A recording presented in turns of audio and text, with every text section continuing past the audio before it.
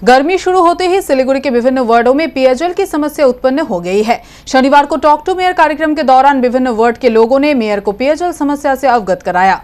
उत्तर सिक्किम में भूस्खलन के बाद से ही तीस्ता नदी का पानी गंदा हो गया है। फुलबाड़ी स्थित वाटर ट्रीटमेंट प्लांट में उसे साफ करने में समस्या हो रही है। इसे लेकर सोमवार को पीएचई के अधिकारियों को लेकर मेयर बैठक करेंगे। मेयर गौतम देव ने बताया, पेयजल की समस्या को दूर करने के लिए कई जगहों पर डीप ट्यूबवेल लगाया गया है। जल्द ही और 8 जगहों पर डीप ट्यूबवेल लगाया जाएगा।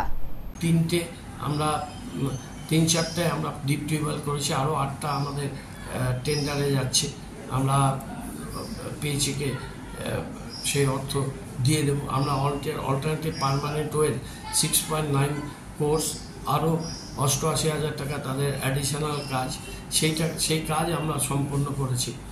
এইগুলো করার পরেও জলের সমস্যা মাঝে মাঝেই হচ্ছে দুটো কারণে। একটা হচ্ছে যে তিস্তার উপরে নির্ভর জল।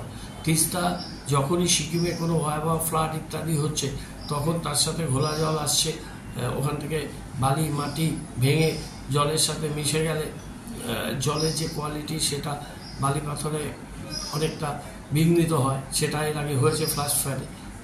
সিকিমে এখনও বৃষ্টি হচ্ছে, নর্থ সিকিম অনেকটা জায়গা বিপর্যস্ত হয়েছে, সেটা একটা সমস্যা আছে। আর